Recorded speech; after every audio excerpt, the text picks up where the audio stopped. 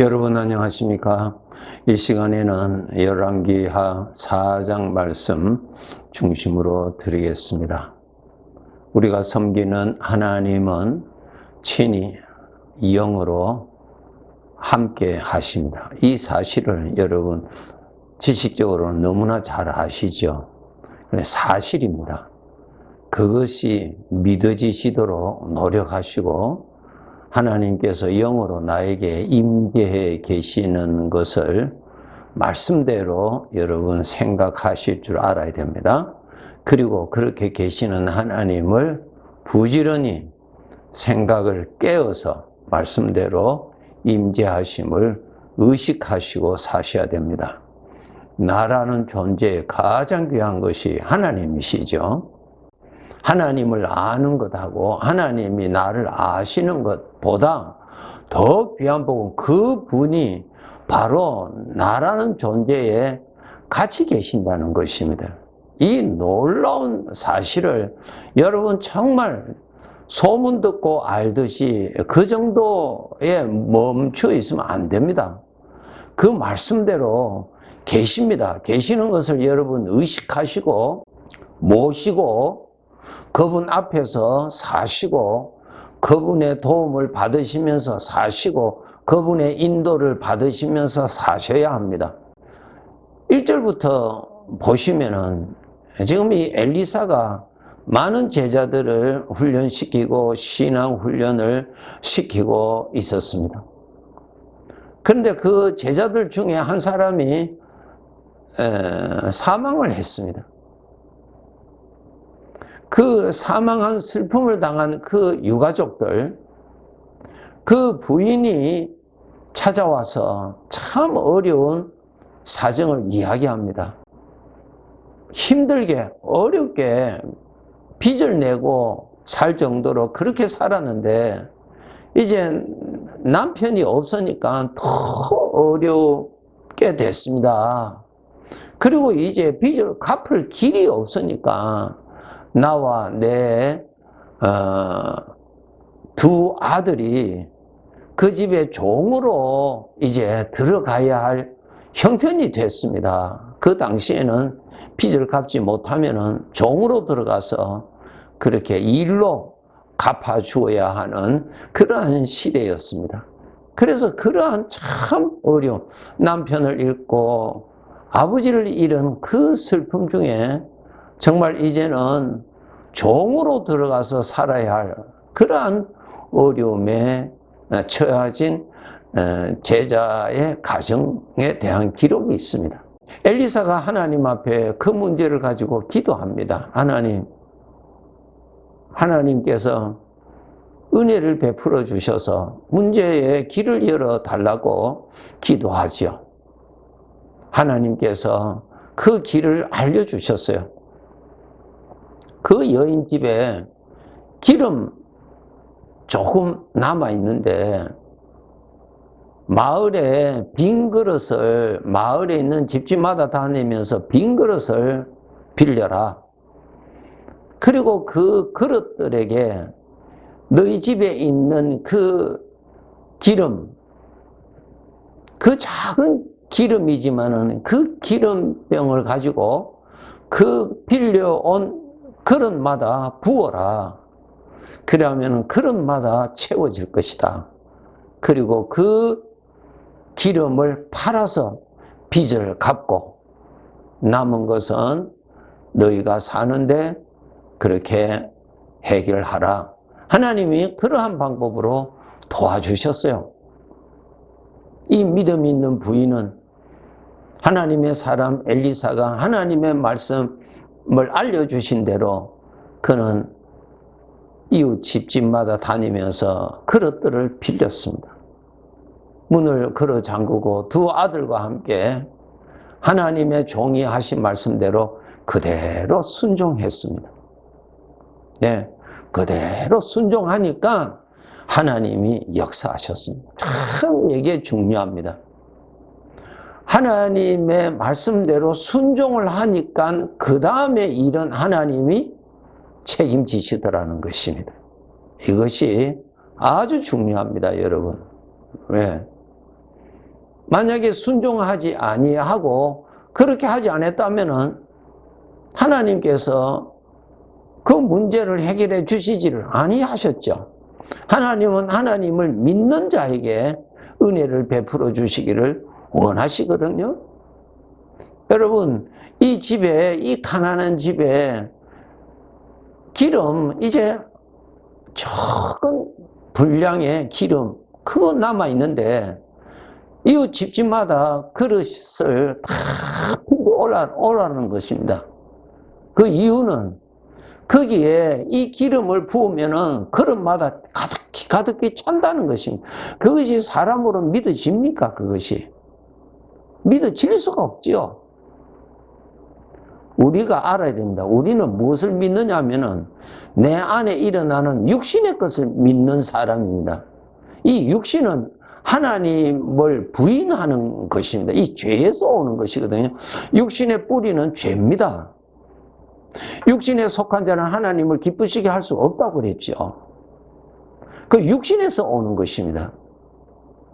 창세기 17장과 18장에서 늙은 아브람, 늙은 사라에게 하나님께서 말씀하시기를 이제 내년에 내가 아들을 낳을 것이라고 말씀하셨을 때에 저들이 마음속으로 웃었다고 기록되어 있습니다. 왜 웃었습니까?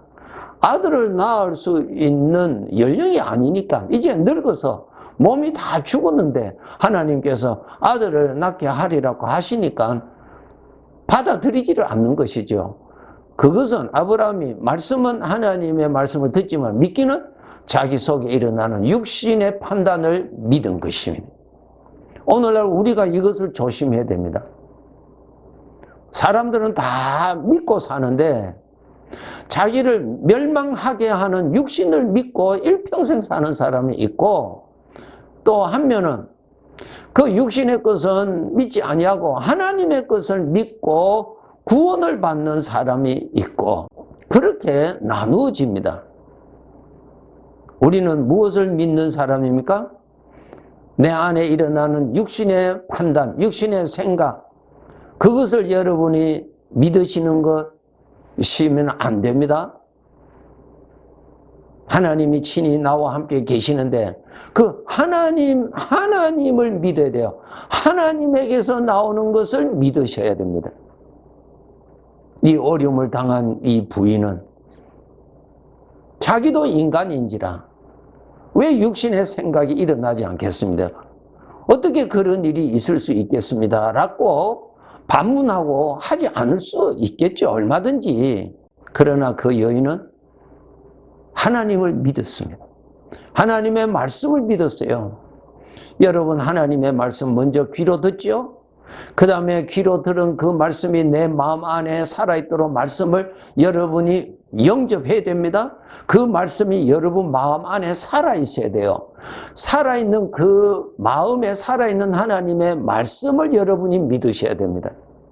오늘 안타까운 것은 많은 성도들이 귀로는 하나님의 말씀을 듣는데 그 말씀이 마음에 살아있지를 않아요. 마태복음 13장에 예수님이 씨 뿌리는 비유 있죠. 한 농부가 씨를 뿌렸는데 길가에 씨가 뿌려졌다. 새가 와서 쪼아갔다. 돌짝밭에 떨어졌다. 가시밭에 떨어졌다. 잘 자라지를 못했다. 그런 예수님의 비유가 있죠. 말씀을 들었는데 그 말씀이 그 마음밭에 품어지지를 않는 것입니다. 왜? 돌짝밭. 그것을 거절하는 육신의 생각, 그것을 믿기 때문에 가시밭, 그것을 부인하는 육신의 판단을 믿어버리기 때문에 받아들이지를 않는 거예요.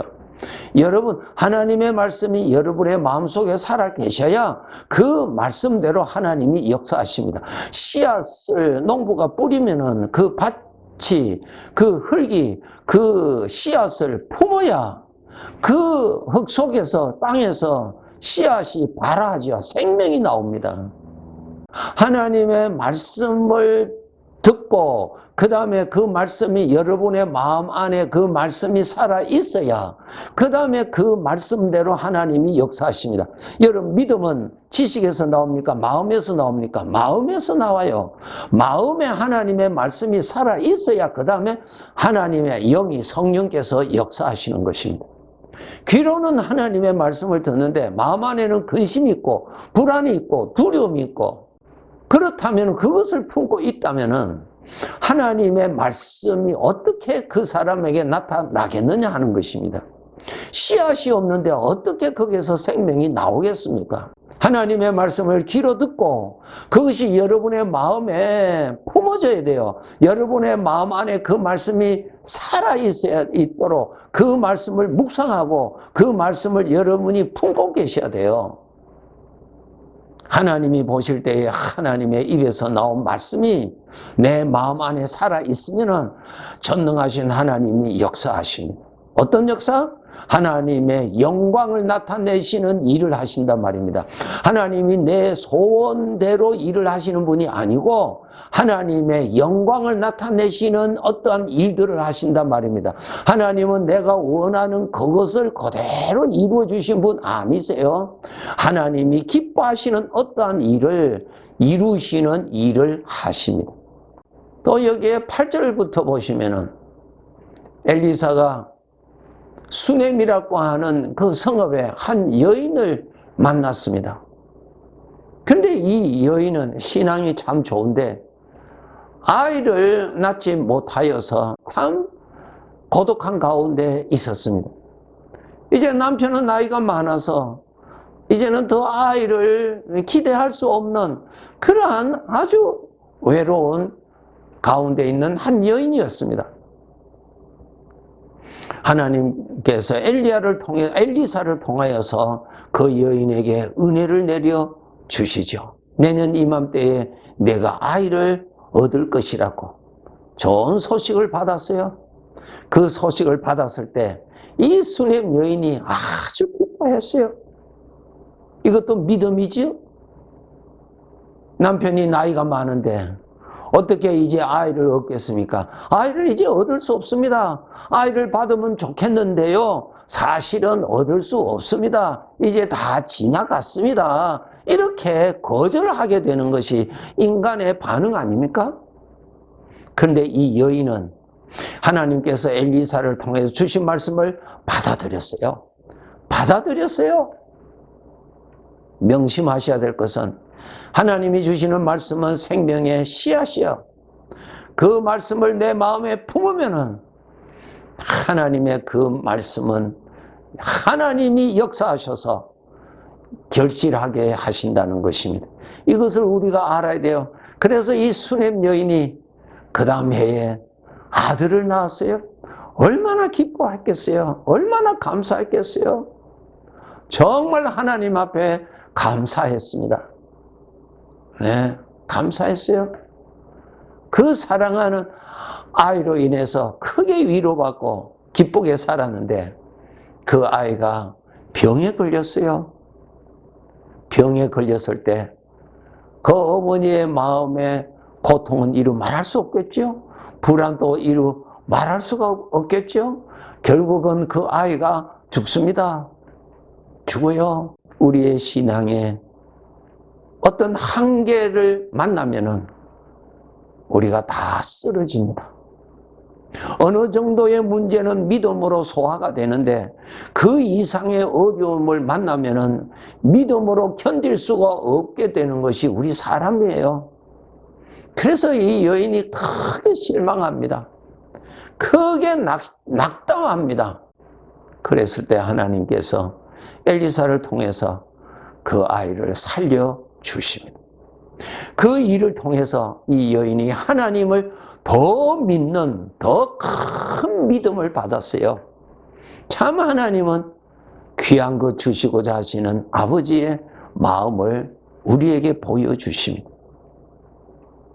우리의 짧은 생각으로 볼 때는 정말 하나님이 하시는 일이 원망스럽기도 하고 또 불평도 되기도 하지만은 지나고 보면은 그러한 것을 통하여서 더 귀한 것 주시려고 하는 아버지의 깊으신 마음을 우리가 조금씩 깨달아지는 것이 우리들의 경험이지요. 여러분, 내 인생에 같이 계시는 우리 주님, 그 깊으신 마음을 조금 더 우리가 깨닫고 주님이 주시고자 하시는, 아버지가 원하시는 그것을 받을 수 있는, 아버지가 원하시는 그 귀한 것을 소화할 수 있는 그러한 믿음의 사람이 된다면 더 좋겠죠. 왜? 믿음이 깊고 믿음이 크면은 나를 통해서 하나님의 이름이 더 높임을 받고 하나님의 영광이 더 많이 나타나니까요. 우리 귀한 성도 여러분, 정말 우리가 이 세상을 살아갈 때 우리 주님은 세상 끝날 때까지 같이 계신다고 약속하신 대로 같이 계시고 돌보시는 일을 하십니다.